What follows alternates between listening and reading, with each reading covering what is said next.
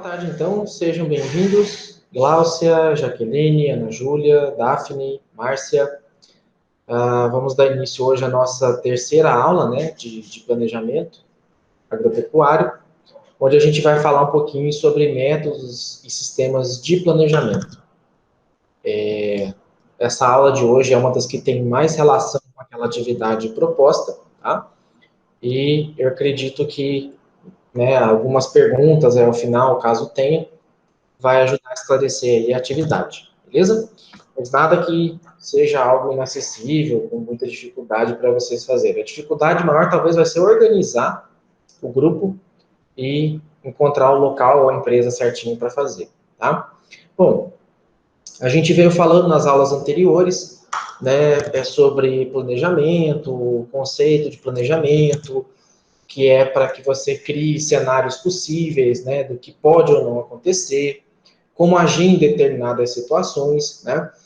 E nessa aula de hoje eu vou falar um pouquinho dessa importância do planejamento, tá? Então, para que as pessoas de fato se planejam, né? Para que você tem uma necessidade de se planejar, tá? Essa aula de hoje até tem a ver um pouquinho com alguns assuntos da economia, que eu já andei antecipando em aulas anteriores, tá? O estudo da economia é o estudo da escassez dos recursos, tá? Dentro do nosso contexto, do nosso convívio, a gente tem algumas regras econômicas que não podem ser alteradas. Por exemplo, a de que os recursos são escassos. A outra regra é que as necessidades humanas são ilimitadas. Portanto, você tem aí a geração da lei da escassez. E por conta da lei da escassez, você tem uma certa importância em se alocar ou colocar corretamente ou fazer uso corretamente dos recursos de maneira mais eficiente possível, tá? Então, quando eu falo que as necessidades humanas são ilimitadas, você pode ir numa churrascaria muito boa, tá?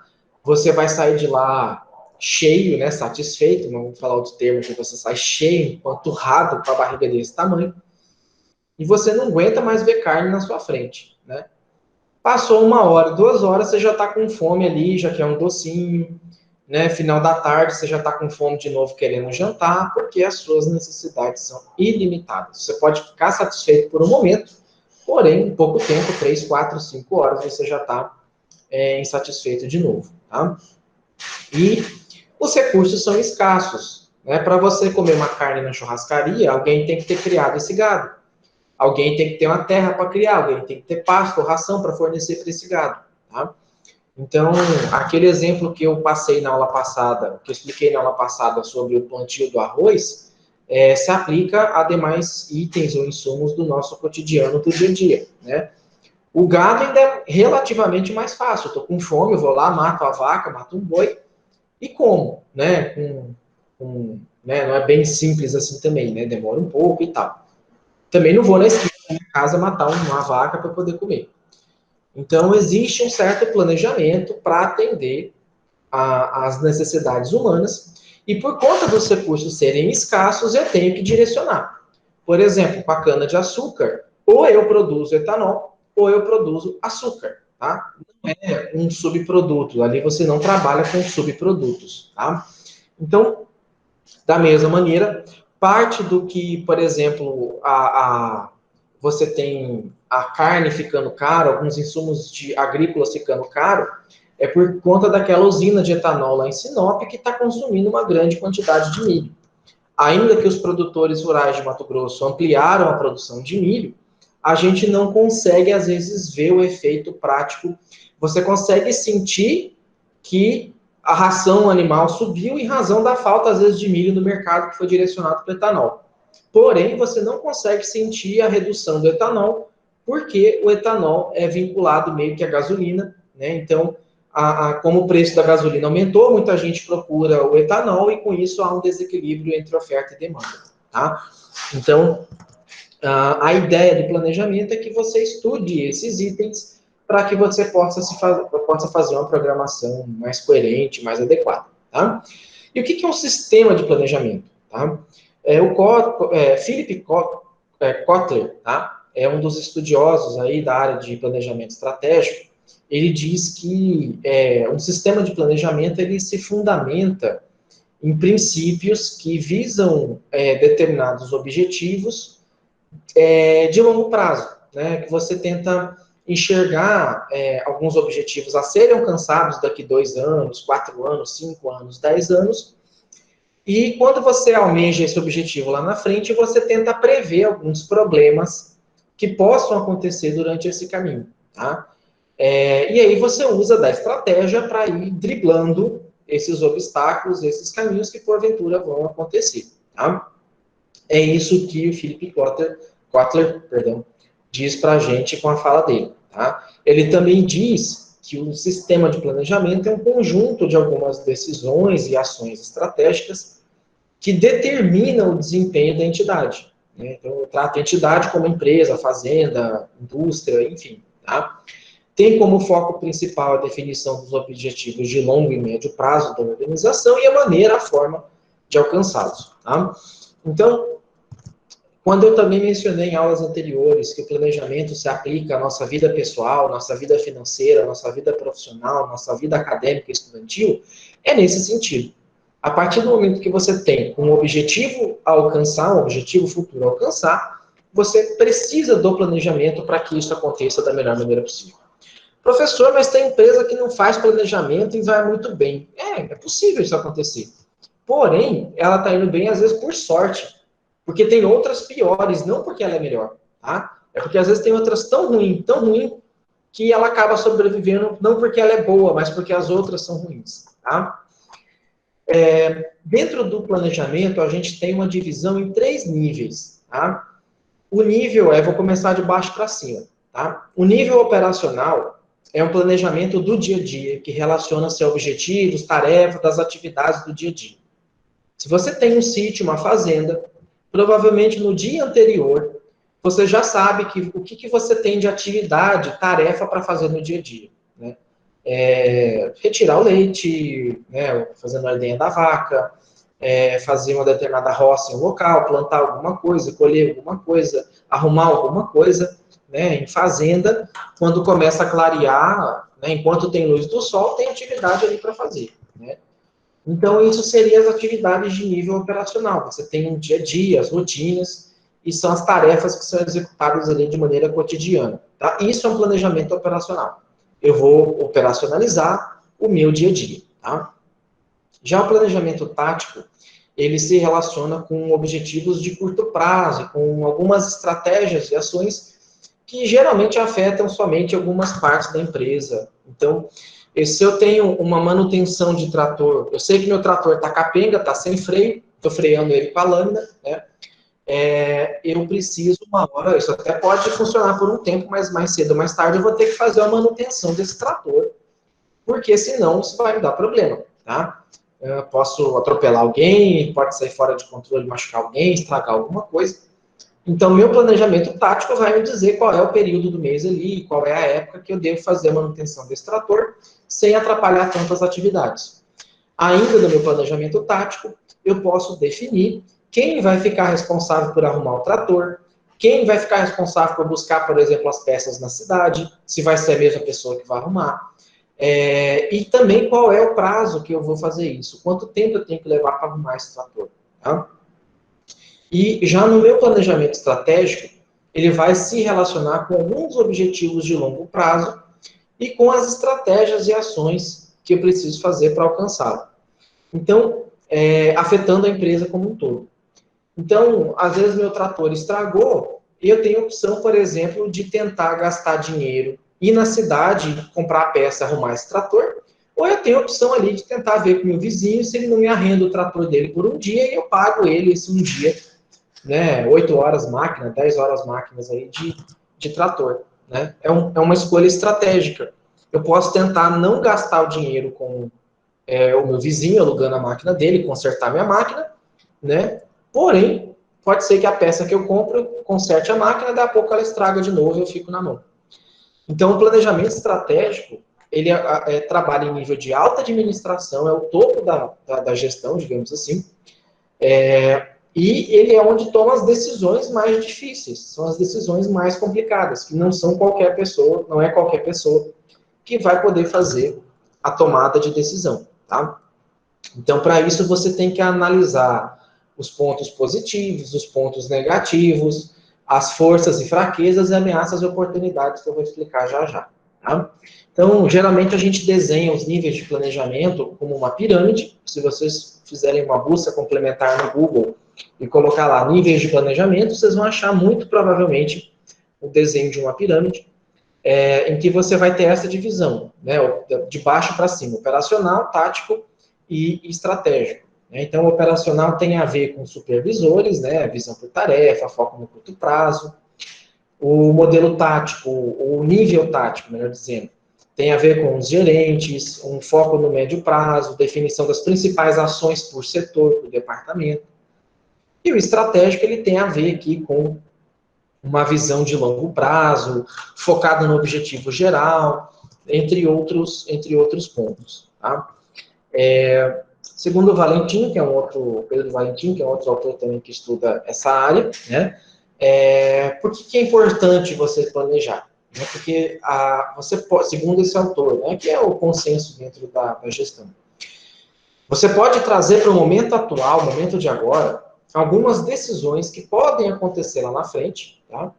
E por essa previsão, por antecipar algumas decisões, você pode propor algumas alternativas e já prever problemas que possam acontecer. Então, pegando esse exemplo do trator que eu comentei com vocês, se eu alugar um trator, eu tenho, né, a certeza, obviamente, que eu vou alugar um trator que funcione, né? Antes de eu fechar ali o negócio, antes de eu fechar o contrato, eu vou alugar, tendo certeza que ele funciona. Então, é uma garantia que eu vou ter o serviço prestado, né? Que o serviço vai acontecer, tá? Se quebrar, a responsabilidade de quem está me arrendando o trator, né? Até porque geralmente é bom você arrendar com uma mão de obra inclusa, né? Para não falar depois que você fez mau uso do equipamento que quebrou, tá? E eu tenho a opção também de arrumar o meu trator e correr o risco de, né, ao ponto positivo é que eu economizo, de certa maneira, dinheiro, eu já conserto o problema de vez e não vou ficar sempre dependendo do trator do meu vizinho, porém, eu corro o risco de arrumar essa peça e estragar outra. Né? E trator, vocês sabem, né? Trator e caminhão, Deus me livre. Você arruma uma peça para descobrir que tem outra estragada. Né? Também é importante, dentro do planejamento, você contrabalancear incertezas e riscos na tomada de decisão em relação às mudanças do ambiente. O que significa isso? Tá? Por mais que às vezes pareça absurda, teve muitas empresas que em 2018, 2019, fizeram uma previsão de pandemia em seus relatórios. E essas empresas estão conseguindo ganhar muito dinheiro agora, porque o que antes parecia absurdo uma previsão dessa, hoje é normal, natural. Né? Por volta do mês de março, abril do ano passado, se falava que essa pandemia podia durar 3 meses, 4 meses, 6 meses, num prazo muito longo. A gente já está com um ano, e uma expectativa dela ficar sob controle dentro de 6 meses e ser sanada mesmo daqui a 3, 4 anos. Então, essa rotina de máscara, parte de distanciamento, isso vai continuar no mínimo aí por um ano, mesmo depois da vacina. Até porque a vacina não inibe o vírus, né? Ela apenas ameniza a gravidade dos efeitos do vírus. Então, não tem remédio, não tem vacina que mata o vírus antes dele agir, ou que impeça o vírus de atacar as pessoas, do mesmo jeito que não tem remédio nenhum, até hoje, tá? que cura gripe, tá? Ou qualquer tipo de gripe, tosse, você tem remédios que aliviam o sintoma, que não deixa agravar, evoluir para um sintoma de uma infecção mais grave. Porém, você não tem remédio aí que previne a gripe. Mas tem a vacina da gripe, professor. Sim, ela impede que você morra de gripe, mas não te impede que você fique doente de gripe, tá? Esse é o grande X da questão. Algumas características gerais aí do planejamento estratégico. Então, ele não pode ser aleatório, né? Ou seja, você não faz planejamento, vou sentar aqui para fazer um planejamento de qualquer jeito, usando qualquer dado, qualquer fundamento. Não, tá? Ele tem que ser sistematizado, ou seja, você tem que ter uma rotina, tem que ter um método para fazer ele, tá? Para que você proporcione uma maior eficiência, para que a chance de resultado favorável aconteça com uma maior precisão. Tá? você tem que ter também muito claro a atividade a ser desenvolvida e os objetivos a serem alcançados. Tá? Então, para que eu estou fazendo esse planejamento? Qual que é a finalidade? É ganhar mais dinheiro? É vender mais? É fazer com que o meu produto seja exposto, visto, né, por mais pessoas, né? Então, qual que é o objetivo da sua ação? Por exemplo, às vezes, vou pegar o exemplo das exposições, das feiras agropecuárias, né? Aqui em Cáceres tem a Expo Cáceres.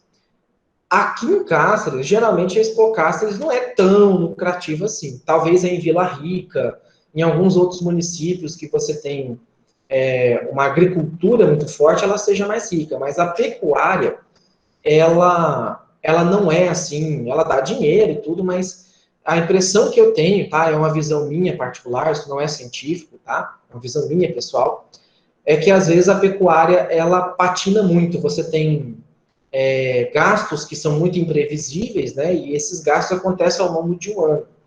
Já na agricultura, como o ciclo das culturas são mais curtos, você tem isso de maneira mais rápida, então é mais fácil de você controlar eventuais despesas aí e tal, tá?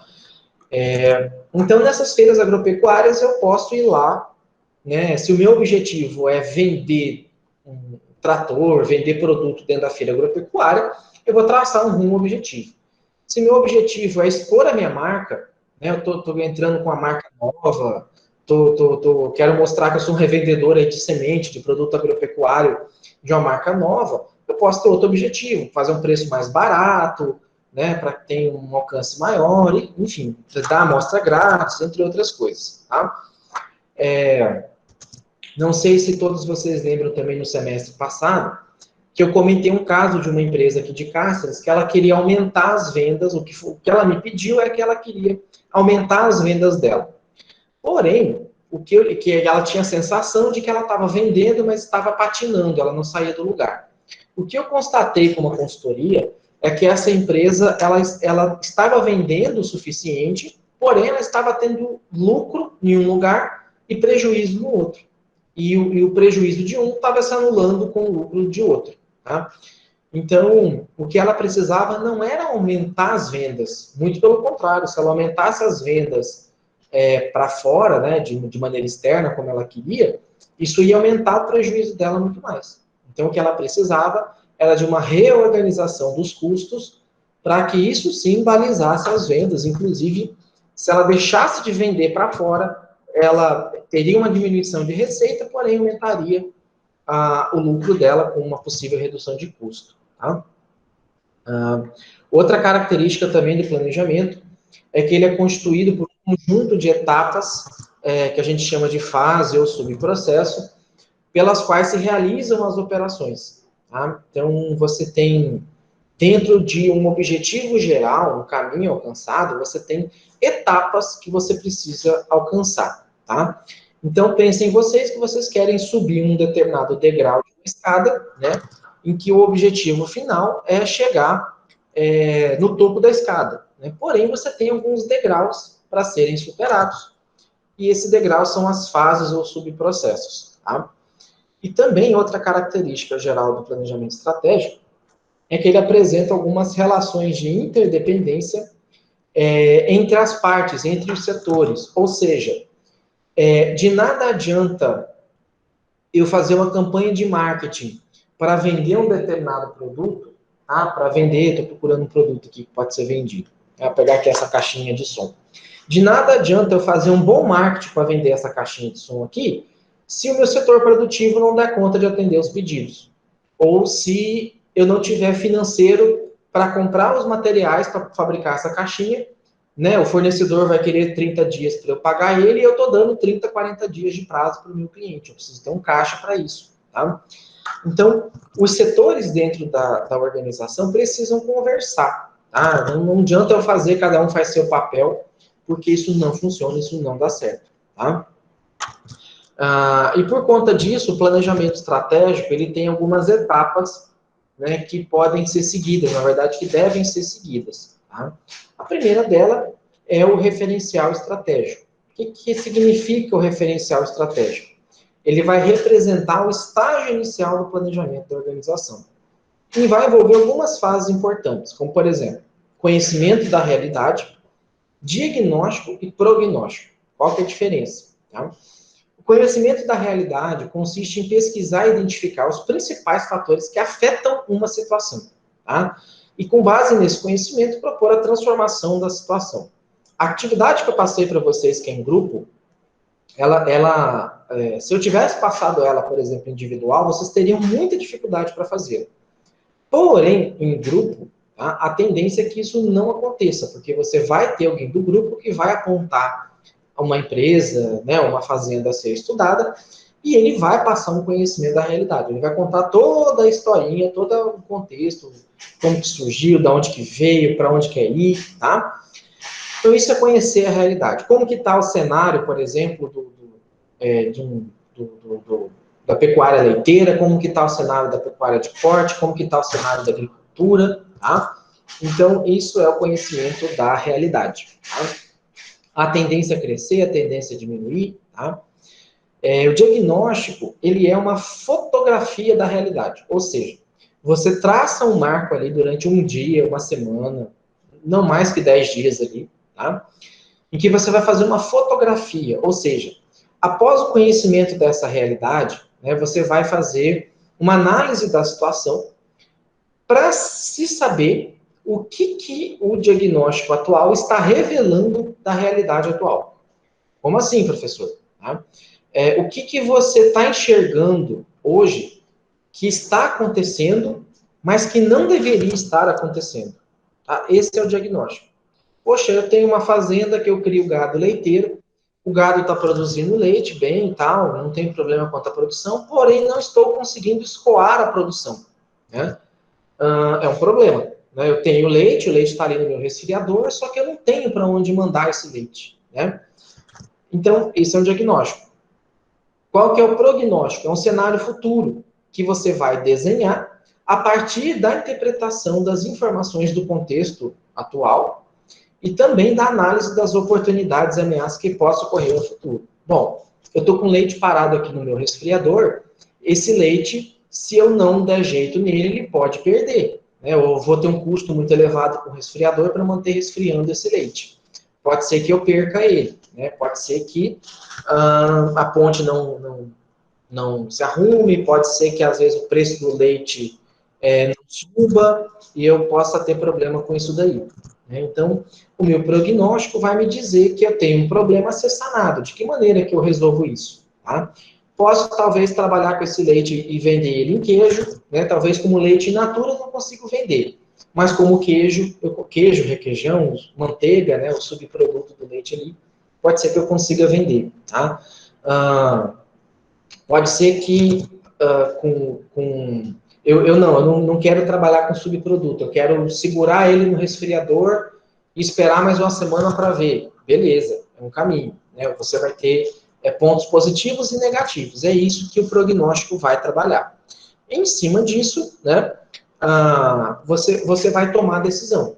Ora, mesmo que eu perca um pouco de leite, né, para vender, para transformar ele em queijo, por exemplo, né, eu sei que eu posso ter um prejuízo, mas um prejuízo aí de R$ 800, por exemplo. Né? Se eu não fizer isso, deixar o leite no resfriador e acabar perdendo esse leite em todo, eu posso ter um prejuízo de 3 mil, 4 mil, 5 mil reais, que pode ser muito maior. Tá? Então, a ideia é isso. Às vezes, igual eu falei, às vezes a decisão lá, uma melhor decisão possível, nem sempre é possível. Às vezes vocês têm que ir pelo caminho menos pior, tá? E não o mais melhor. Às vezes não vai existir o mais melhor nessa situação. Tá? E é o planejamento que vai dizer isso. Ainda com relação ao referencial estratégico, tá? Também são identificados o negócio, a missão, visão de futuro e os valores institucionais da organização. E ele é elaborado com base no diagnóstico do ambiente. Então, só para explicar para vocês também um pouquinho esses conceitos de negócio, missão, visão e valores. Tá? Tem gente que fala, isso não é nada, isso parece um monte de Ctrl+C, Ctrl+V. Não é. Tá? O negócio, ele vai dizer qual é o ramo que essa instituição atua, tá? Qual é o segmento qual é o público-alvo dela que ela procura atender, tá? Vai indicar o foco dos benefícios que ela irá gerar para os seus clientes, tá? E, por exemplo, né, trazendo como modelo aqui, o negócio de um produtor de soja é a agricultura, tá? Não adianta, às vezes tem gente que mistura ali, agricultura com pecuária, e às vezes não foca em nenhuma coisa nem outra, tá? Ou às vezes ele foca em pecuária, mas ele mistura gado de raça com gado não de raça, gado certificado com não certificado, né? Vai virando uma bagunça. Então, o negócio por exemplo, vai ser sustentável, não vai ser sustentável, tá? Vai ser orgânico, não vai ser orgânico. Então, tem tudo isso que você precisa definir no seu negócio, para o seu negócio, tá? Um exemplo, hoje está tendo uma demanda muito grande por café, aumentou muito, houve um processo de gourmetização do café, né? Café em cápsula, café disso, café daquilo, máquina para extrair disso, máquina para extrair café daquilo. E aí hoje você já tem café mineiro, café mato-grossense, café paulista, café do Goiás, enfim, né, do Cerrado. E aí você tem a diferenciação de ser orgânico ou não, né, de ser um arábica ou um blend, né, que é uma mistura. Então você pode focar, né, o que antes você tinha uma fazenda gigantesca para produzir café, hoje você pode, com uma fazenda pequena, produzir um café que tem, um café gourmet, digamos assim, que tem uma alta demanda, tá? Uma demanda muito grande. Tá? Então esse vai ser seu negócio, produzir café, vender um grão de café com orgânico, com qualidade, né, enfim. Tá? A missão, ela vai definir os objetivos institucionais, né, os motivos pelos quais a organização foi criada. Então, essa fazenda existe por quê? Essa fazenda existe para quê? Tá? Qual é a razão de existência dessa fazenda? Tá? Minha caneta caiu aqui no chão. Fazendo as anotações aqui. Vai responder também ao seguinte questionamento, né?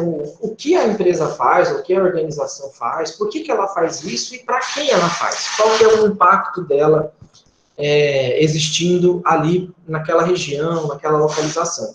Tá? Por exemplo, a missão da Embrapa é a viabilização de soluções de pesquisa, desenvolvimento e inovação para a sustentabilidade da agricultura, em benefício da sociedade brasileira. Quando a Embrapa fala de sustentabilidade da agricultura, significa utilizar meios de plantio mais eficiente, meios de colheita mais eficiente, para que o custo reduza, para que você consiga plantar mais no espaço menor ao menor custo. Tá? Por quê? Porque hoje, se você não tivesse o avanço da mecanização agrícola, o avanço da tecnologia do campo, da melhoria genética, vocês estariam pagando 500, 600, 800 reais numa sacola de arroz, num pacote de arroz. Ou vocês seriam obrigados a plantar o seu próprio arroz, o seu próprio feijão, o que nem sempre é viável, né? Então, a Embrapa, Empaer, Emater, são instituições que trabalham com pesquisa. Infelizmente, os governantes, aí em nível estadual e federal, dos últimos 8 anos para cá, eles têm cortado cada vez mais recursos dessas instituições de pesquisa. Tá? Por que a Unemat, às vezes, é mais caro do que uma faculdade particular, por exemplo, para um município que financia um curso, né? Ou quando você coloca o custo de um custo aluno de um aluno, comparando com o da privada. Porque a privada, ela faz só ensino. A Unemat, ela faz ensino, pesquisa e extensão. E pesquisa é caro, pessoal. Pesquisa leva tempo, leva emprego de recurso humano e financeiro adequado. Então, não é qualquer empresa, qualquer pessoa que consegue fazer pesquisa, tá? Pesquisa, muitas vezes, pode levar a nada. Você pode ter um resultado negativo, então, nem sempre ela gera resultado, tá? Então, pegando esse exemplo da missão da Embrapa, né, a missão dela é inovação, é trazer desenvolvimento e inovação para que a agricultura seja ou continue sustentável, porque senão, se ela for insustentável, o que significa uma agricultura insustentável? É o que acontece muito com o pessoal da pecuária leiteira, né? Às vezes você tem um custo do litro do leite, por exemplo, a R$ 1, e o preço de venda do litro do leite está 90 centavos. Isso é inviável. Fica mais caro você produzir, né? E você não tem incentivo nenhum para você produzir. Então, ele tem que ser sustentável para R$ 1,05, R$ 1,10, né? Qualquer valor acima do custo de produção, tá? Já a visão de futuro é uma situação futura desejada para a instituição. Então, a missão vai definir a realidade da empresa hoje e a visão vai trazer uma perspectiva de futuro, né? Onde seria o ideal ela chegar, né? Espelha o perfil das características dos dirigentes, e pegando aqui como exemplo a visão da Embrapa, né, ela quer ser reconhecida nacional e internacionalmente pela excelência em pesquisa, desenvolvimento e inovação na agricultura, com foco em mandioca e frutas tropicais, né, fruteiras tropicais. Então, esse é o foco da Embrapa, tá? Eu não lembro agora se era de uma Embrapa regional ou se era nacional, mas eu acho que é nacional, tá? Não tenho certeza, não. Não lembro agora de onde eu tirei certinho. Foi do site da Embrapa, mas eu não lembro se foi um site local ou se foi nacional, tá? Mas pode ter, sim, pequenas definições aí entre a matriz e as filiais também. Isso é comum acontecer. Não deveria, mas pode acontecer, tá? E, por último, aqui, os valores organizacionais, que representam os princípios culturais, ideológicos, morais e éticos que devem nortear as ações e condutas da organização. Então, um exemplo também da Embrapa é a excelência em pesquisa, em gestão de pesquisa, responsabilidade socioambiental, ética, respeito à diversidade e pluralidade, comprometimento e cooperação. A questão de definição de valores, pessoal, é o que mais se aproxima de uma empresa com a outra, de uma instituição com a outra. Essa sim é quase que Ctrl+C, Ctrl+V, tá? Quando a Embrapa diz isso, que ela tem isso como valor, significa que ela vai tratar com respeito às pessoas que trabalham para ela e nela, tá? Significa que ela vai ter respeito à diversidade de cor, raça, gênero, enfim, tá? Significa que ela tem disposição para cooperar. Percebam aqui que o valor dela não é gerar lucro, o valor dela não é dar retorno para acionista, tá? Ela quer ser excelente em pesquisa. Então, isso é o que ela busca como valor. Então, para pessoas investidoras, para pessoas que trabalham ali dentro, a definição de valor é importante para saber exatamente aonde que essa empresa quer chegar. Qual é a característica dela, tá? Se eu pegar aqui, por exemplo, a Ambev, e eu sei, posso falar da Ambev, porque meu irmão já trabalhou na Ambev, eles têm, os valores deles é voltado puramente para retorno para acionista, tá? Eles botam lá também ética, pluralidade, respeito ao colaborador e às pessoas, mas eles, volta e meia, têm algumas técnicas ou práticas de produção que são bem insustentáveis, tá? Aí por isso que, volta e meia, não sei se vocês viram eles doando álcool em gel, doando oxigênio, né?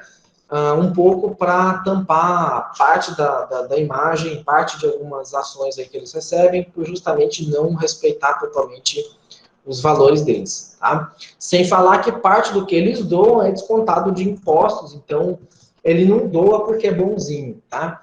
Tem uma teoria econômica de um pensador da economia moderna, um cara chamado Adam Smith, que ele diz assim, não existe almoço grátis. Por mais que você vê lá uma reportagem, a Ambev doa 500 cilindros de oxigênio, tá? Ela doou isso por nota fiscal, ela emitiu a nota fiscal de doação desses cilindros de oxigênio e ela vai abater isso de imposto. Se custou R$100 mil, ela vai lá e vai abater isso de R$100 mil de imposto a pagar, tá? Ela não doou, não tirou do lucro dela, ela simplesmente fez uma jogada contábil ali, tá? E, obviamente, uma jogada de marketing também. E, por fim, o diagnóstico, né, do ambiente, que tem a ver com a análise que eu quero que vocês façam na atividade. O diagnóstico do ambiente é o monitoramento e avaliação do ambiente externo e interno da organização, que corresponde ao contexto no qual a corporação está inserida. Tá? Na análise do ambiente externo, você vai estudar a relação existente entre a organização e o seu ambiente externo em termos de oportunidade e ameaças. Tá? Então, Análise do ambiente externo. Quando eu falo ambiente externo, eu estou observando o contexto político, econômico, social, tá? Concorrência, fornecedor, logística, tá? É isso que eu estou olhando como ambiente externo. Então, o que pode ser uma oportunidade, o que pode ser uma ameaça? As oportunidades vão representar as variáveis externas e não controláveis, tá? Pela organização, que podem criar circunstâncias favoráveis ao desempenho da missão institucional. Tá? Por exemplo, o crescimento econômico. Tá? É uma oportunidade. Não sei se vocês conhecem, o governo do estado de Mato Grosso lançou um programa chamado Mais Mato Grosso, Mais MP, não sei o nome certo, em que ele prevê uma série de investimentos no estado, construção de ponte, asfaltamento, construção de hospital, construção de escola, enfim, né? É uma oportunidade, né? Talvez uma ponte de concreto possa me dar uma garantia de que meu negócio não vai ficar interrompido, parado, né? A construção de uma ponte, de uma estrada, pode ser que gere determinados empregos, tá? Enfim, né? Eu posso ter uma fábrica de uniforme, né? Como o governo vai contratar mais, eu tenho chance aí de fabricar mais uniformes, entre outras coisas, tá? Oi, Márcia, pode falar. Vi que você levantou a mão.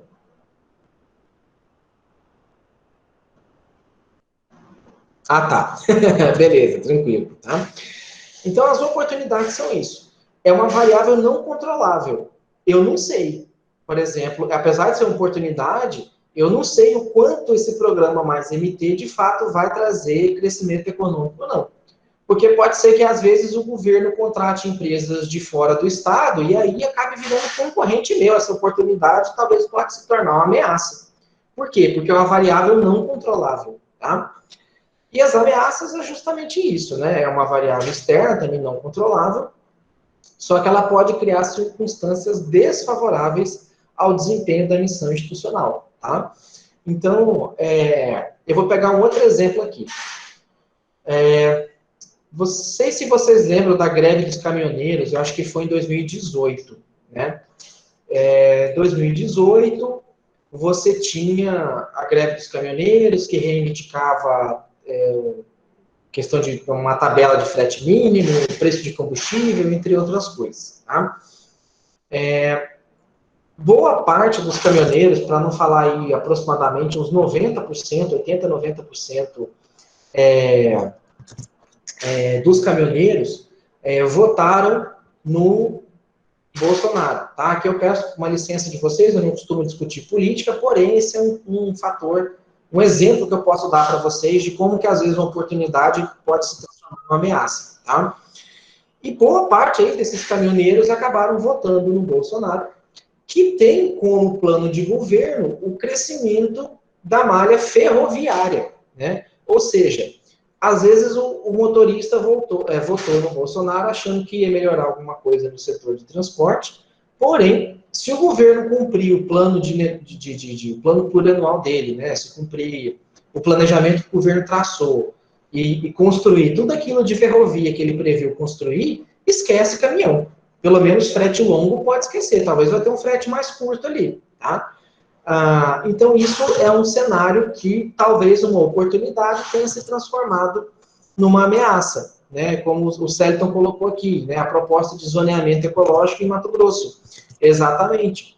Pode ser que, com o zoneamento ecológico avançando, algumas áreas que hoje são produtivas possam ser consideradas reservas ou áreas de proteção permanente, e aí elas deixam de ser produtivas e passam a ser improdutivas, né? Você perde dinheiro com isso, né? Porque você não vai poder produzir naquela região. Ou, né, tem determinados tipos de cultura, de alguns itens que você não pode produzir ali naquele local, tá?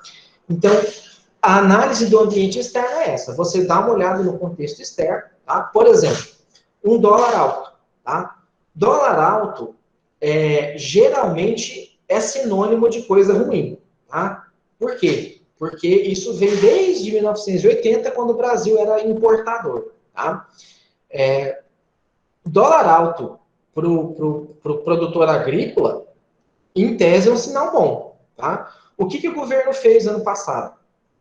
Ele ampliou a lista como é que chama? Não é agrotóxico, qual que é o nome que eles utilizam? Defensivo agrícola, tá? É agrotóxico, né? O defensivo agrícola é o nome mais bonitinho. Para que você pudesse importar alguns tipos de defensivo agrícola que são mais baratos no mercado estrangeiro, tá? Porém que são de qualidade duvidosa ou questionável, principalmente para a saúde, tá? E quando ele mantém o dólar alto, por mais que você importe muitos produtos, você também vai vender esse produto por um valor relativamente mais caro, né? Então, por exemplo, eu não tenho acompanhado aqui, mas vou chutar que uma saca de soja está na faixa aí de $20, tá? $20 hoje vai dar mais ou menos uns 105, R$ 110 uma saca de soja, tá? Se o dólar abaixar muito, ele vai perder dinheiro, ele não teve influência nenhuma no custo de produção dele, porém ele vai perder dinheiro porque o dólar abaixou, tá? Com dólar alto desse jeito, o produto brasileiro fica mais barato lá fora. E aí ele consegue vender por um preço um pouco mais elevado. Tá? Então, por exemplo, as oportunidades e ameaças podem estar relacionadas ao câmbio, né, ou à política monetária, pode estar relacionada com o clima, né, esse ano as chuvas foram muito esquisitas, aqui em Cáceres, pelo menos o Rio Paraguai está 2,5 metros abaixo do que deveria estar. Então já está se falando desse ano de seca, né? Uma seca severa, fechamento de alguns canais do rio. Já está se falando, né, as grandes queimadas que teve no ano passado afetou consideravelmente a questão de peixe, teve mortandade de peixe, né? Então, o que tem a ver a queimada com a morte de peixe? Porque quando o rio sobe, ele encontra aquela árvore queimada, aquele mato queimado, e aquele mato queimado tem muita matéria orgânica, que fermenta, e essa fermentação usa oxigênio, e essa fermentação tira o oxigênio da água, matando os peixes. Tá? Então, tudo isso tem que ser pensado. Já a análise do ambiente interno, ela permite a ampliação do conhecimento, tá? Agora a gente está falando do interno. Ela permite a ampliação do conhecimento sobre a performance da organização e os seus colaboradores, produtos, serviços, sua estrutura organizacional, seu rol de clientes. E a análise do ambiente interno vai identificar as forças e fraquezas. Então, as forças são variáveis internas controláveis que dão condições favoráveis para a organização em relação ao ambiente. Por exemplo, uma mão de obra qualificada. Você tem uma pessoa lá no seu sítio, na sua fazenda, que ela é imprescindível, ela faz 4, 5 tarefas ao mesmo tempo, ela faz com qualidade, ela faz muito bem feita. Isso é uma força, tá? O fato da sua fazenda, do seu sítio, estar posicionado na beira do asfalto é uma força, tá? O fato de você ter água na sua fazenda, na sua propriedade, é uma força, porque nem todo lugar tem lugar que depende de poço, tá? Deixa eu ver quem mais. De você já ter uma terra preparada, uma terra produtiva, uma terra fértil, uma força, tá? E como fraqueza, né, são variáveis internas e controláveis que provocam a situação desfavorável em relação ao ambiente de atuação. O que pode ser como fraqueza?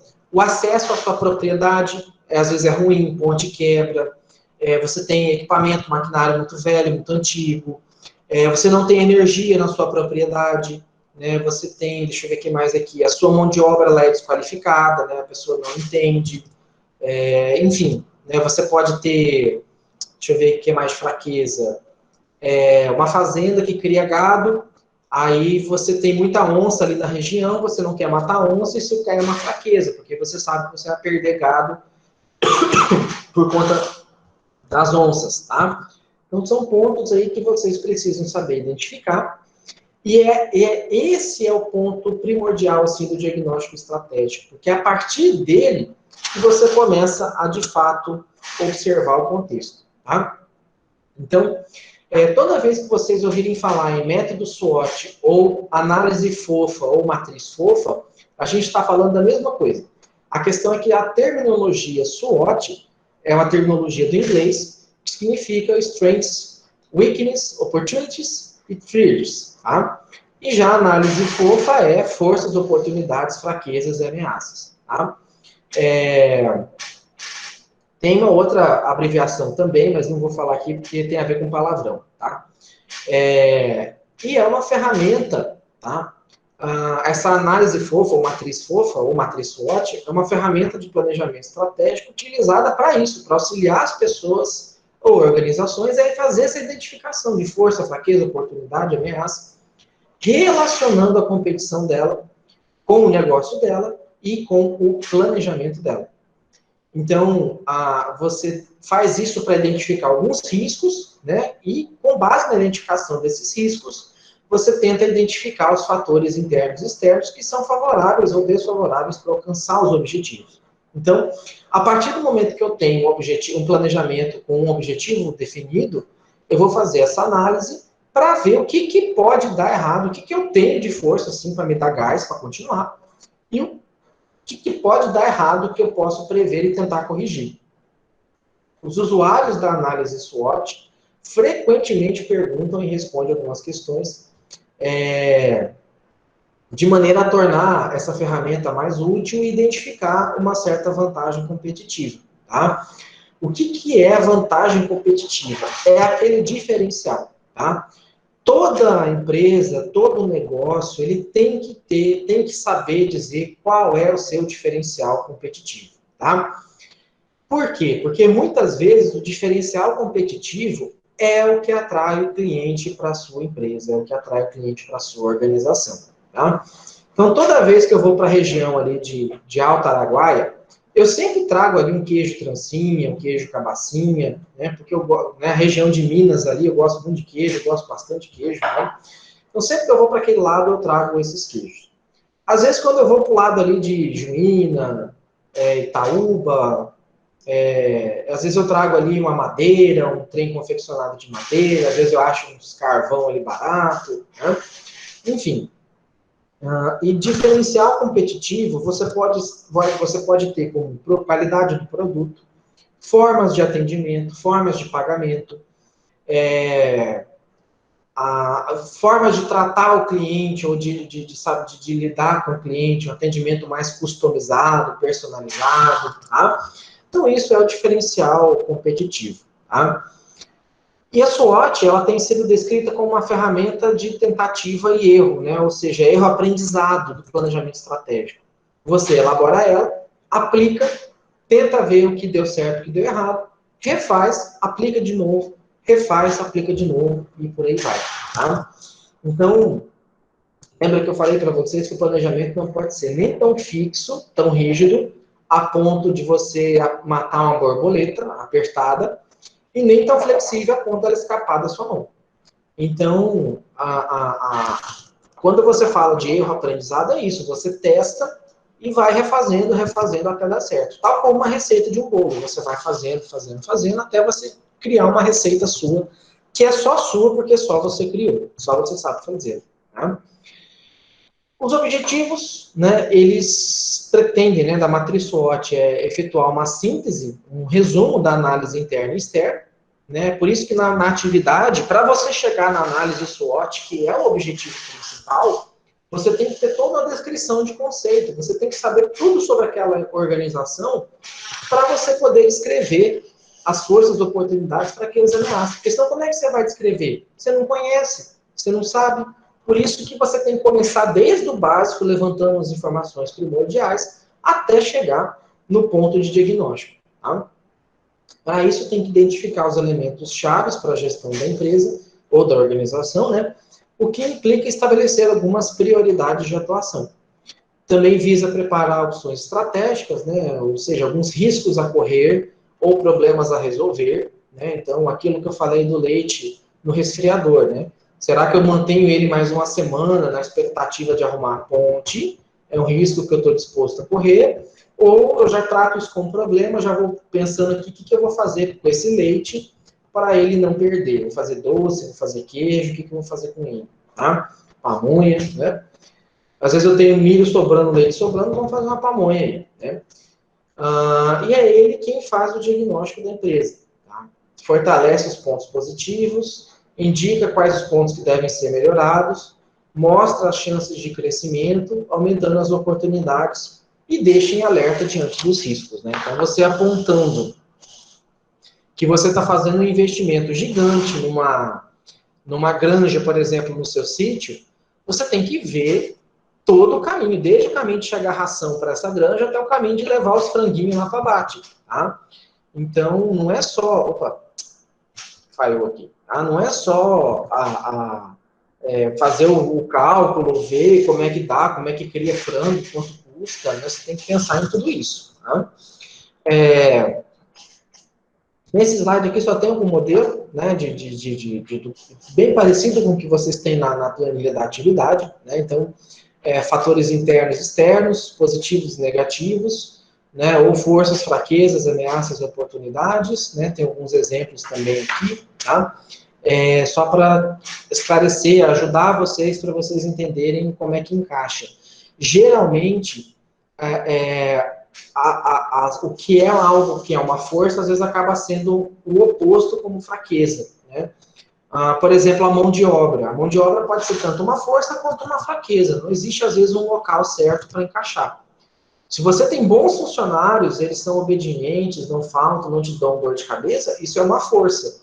Se você tem um bom funcionário, excelente, mas ele vive bêbado no trabalho, né, ou no sítio, ele inverna final de semana ali na cachaça, e te deixa na mão, né, deixa a galinha morrer, deixa pasto pegar fogo, aquela coisa toda, então isso pode ser, às vezes, uma fraqueza ali, tá?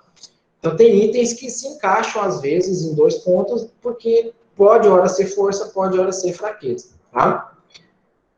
E como o planejamento pode ser útil para as atividades do agronegócio, tá? Na prevenção de problema, tá?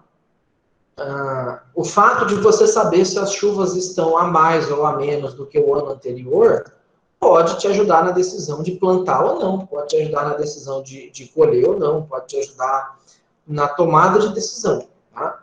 Visa minimizar risco e incerteza relativo à atividade. Tá? Procura aumentar a eficiência produtiva também da atividade. E visa alavancar a competitividade. Né? A partir do momento que eu sou mais eficiente, eu acabo sendo mais competitivo. E é esse um dos objetivos. Tá? Algumas fontes de risco e incerteza do agronegócio. Tá? O agro, ele depende muito de fator biológico. Muitas vezes é fora do nosso padrão. Tá? Aqui estava um tempão de chuva, um tempão mesmo, já abriu um sol danado aqui, daqui a pouco já tem outro canto ali que está fechando, né? Então é muito difícil, às vezes, você conseguir prever tudo, né? Há uma certa diferença entre o período de produção e o tempo de trabalho na agricultura, né? Nem sempre aquilo que eu quero é o que de fato eu consigo fazer, né? A produção, ela segue geralmente um ritmo e etapa do ciclo biológico. E, às vezes, está fora do controle humano, né? Então, eu achei interessante, na época da Copa do Mundo, que os estádios, já de maneira previsível, não iam ficar prontos para a Copa do Mundo. O pessoal plantou a grama faltando um mês ali para ter os jogos da Copa do Mundo e colocaram luz artificial no gramado para fazer com que a grama crescesse, né? Como se a luz fizesse a função do sol, para acelerar o crescimento e enraizamento da grama. Às vezes até dá, né? Não é a mesma coisa de um sol, a planta também tem que ter os ciclos bioquímicos dela, mas, né, nem tudo dá para controlar, não dá para fazer chover, uma dança da chuva ali que vai fazer chover, ou botar um ovo em cima do muro para parar de chover. É difícil isso. Apesar de que algumas vezes até funciona, né? É esquisito isso, mas não é científico, né? É etnoconhecimento.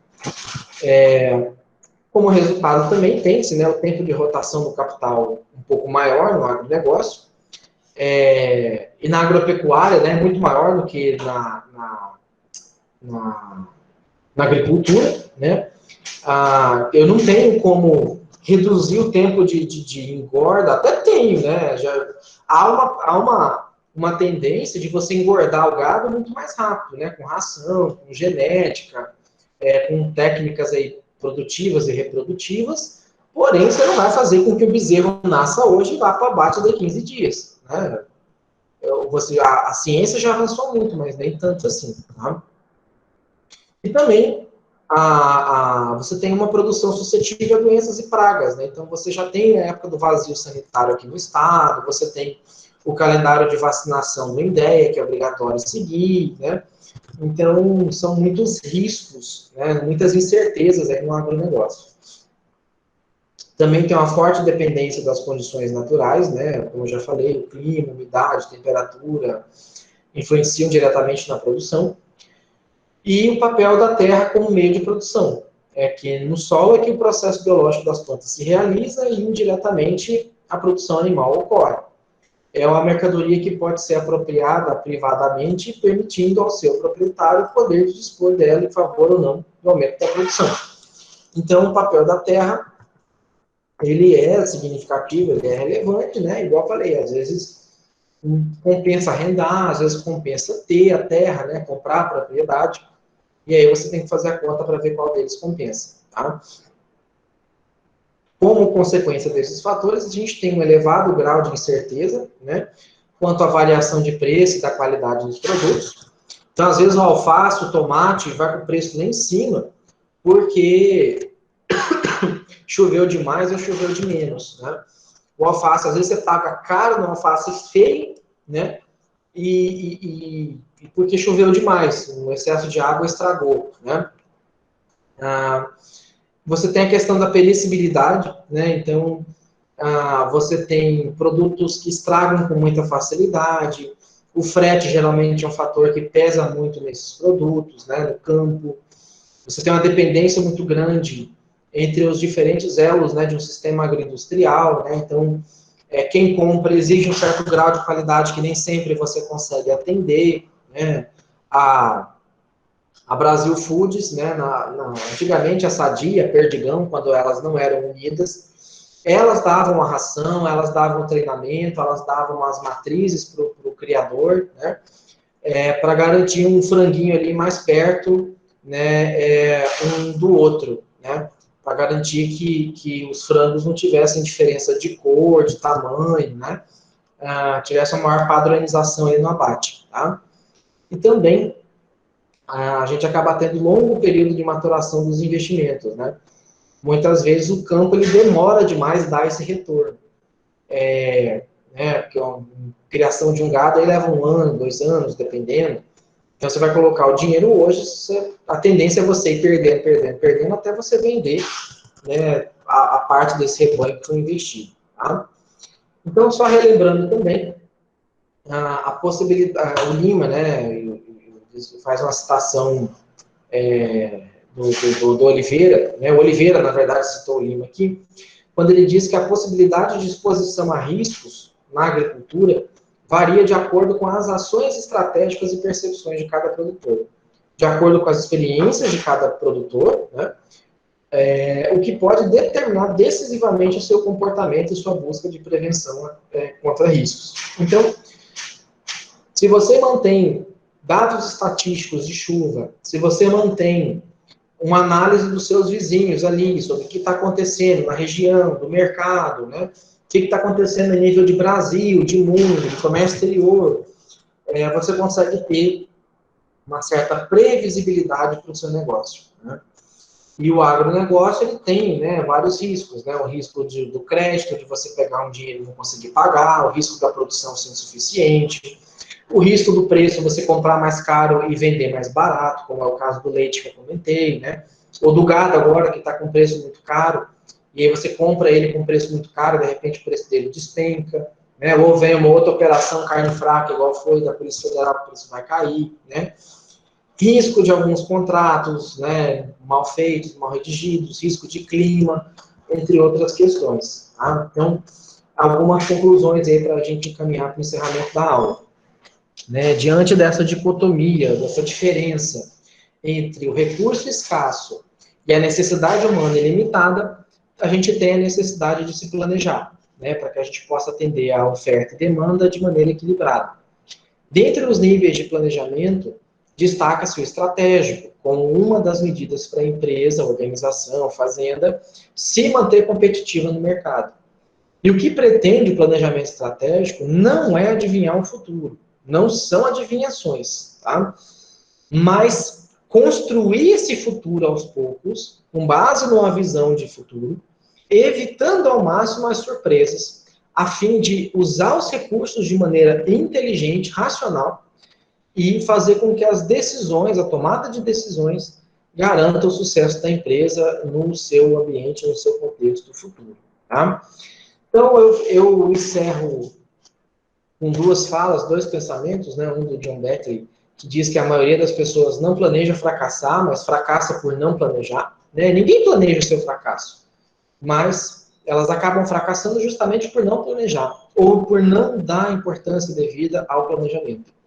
E a outra é uma do Thomas Edison, que ele fala que boa sorte é o que acontece quando a oportunidade encontra o planejamento. Então, às vezes fala, seu negócio deu sorte. Não, aqui às vezes você tem uma oportunidade ali na sua frente alinhada com, né, o planejamento. Então, dentre os vídeos que eu postei lá no SIGA, os vídeos complementares da nossa disciplina, tem um que ele fala sobre a fábula dos porcos assados. Não sei se vocês já assistiram, mas eu recomendo assistir. Tá?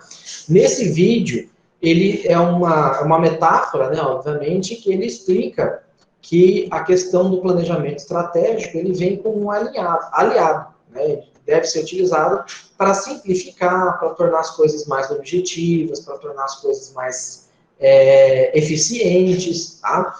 Então, assistam lá, né, para vocês terem uma noção e ver a associação da metáfora. Tá?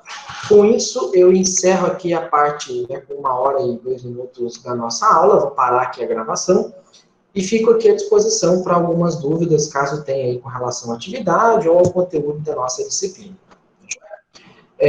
Um abração a todos e até a nossa aula de quinta-feira, caso não tenha dúvida, né, já quiser estar liberado. Tá? Valeu, tchau, tchau.